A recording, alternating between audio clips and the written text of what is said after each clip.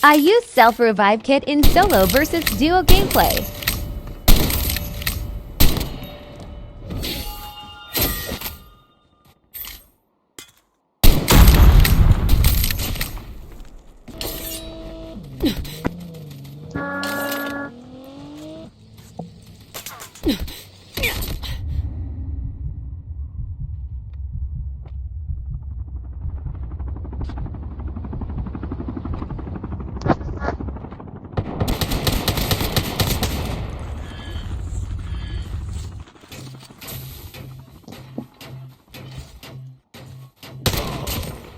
Airdrop has been delivered.